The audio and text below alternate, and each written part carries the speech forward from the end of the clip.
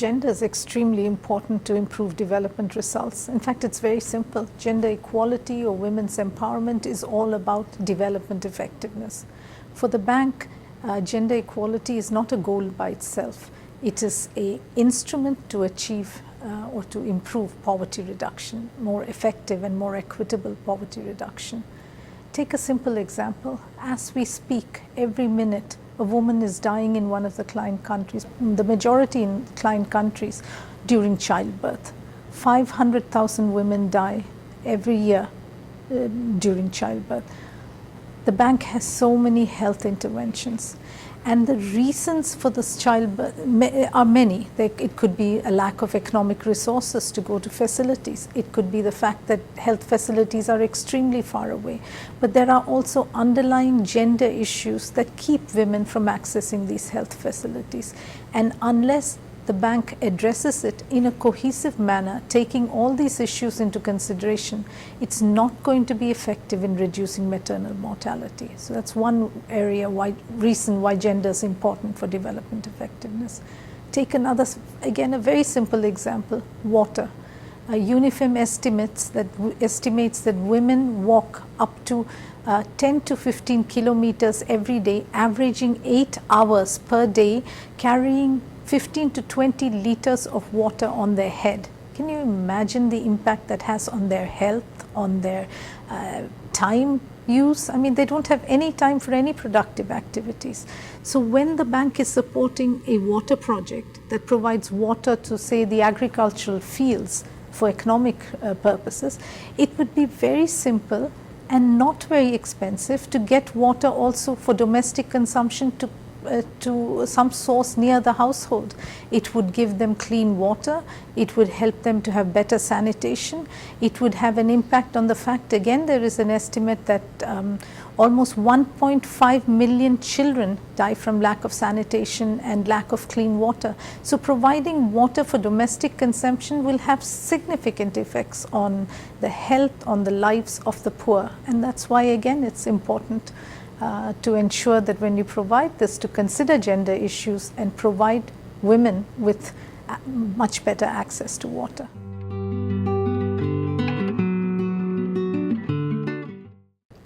The World Bank has addressed gender issues in a wide set of sectors and in a very wide manner.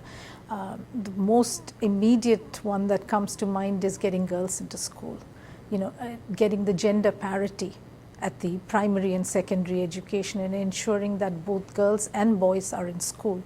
And the bank has done this through providing incentives to poor households to send the children to work.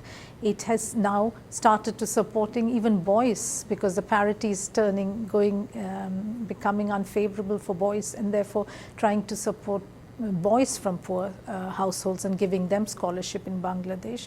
That's one big example. Then the other one is in maternal mortality. The bank has spent significant efforts, lots of efforts, trying to support reduction of maternal mortality, but for a variety of reasons, that's one area where it has probably not been as successful. A third area where it has been successful is in providing microcredit to women. We actually, on IEG, undertook an assessment of the microcredit provided to women in Yemen. And woman after woman told me that her access to microcredit has given her a much better position in her family, because she is now contributing to the economic resource of the household, and she's more respected. She's able to gradually start businesses, and some of them have set up very good businesses that are employing many more women and men, and so it is looked upon positively in Yemen today. That's a third example. And another one that I found throughout in a significant number of projects is trying to get women to participate in the development planning and implementation in their communities. And again, we spoke to women in Yemen, we spoke to women in Zambia, we spoke to women in Peru, we spoke to women in the Philippines, and they all told us that through the support, it has provided us with a legitimate space and a purpose in the community life to actually participate in, and they seem to be very supportive of such activities.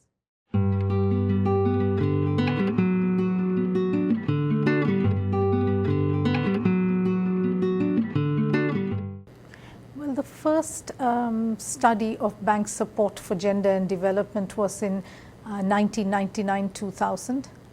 Since then, the bank has issued a new gender strategy in 2001, and it was, we felt timely to do another similar study to understand better not only what progress has been made in policy implementation, but also to better understand the results thereof, so as to be able to learn lessons as well as to inform bank management of the need for any mid-policy changes, or what is working well, what is not working equally well.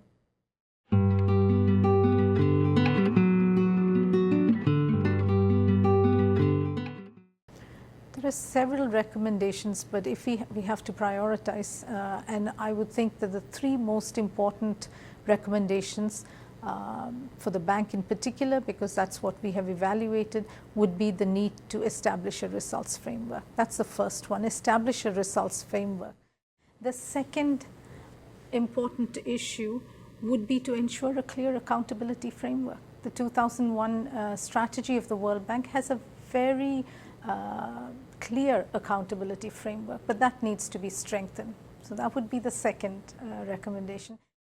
And the final recommendation would be to establish a monitoring framework embedded in the results framework that the institution has developed, ensuring timely feedback to managers on progress in implementation as well as the results thereof.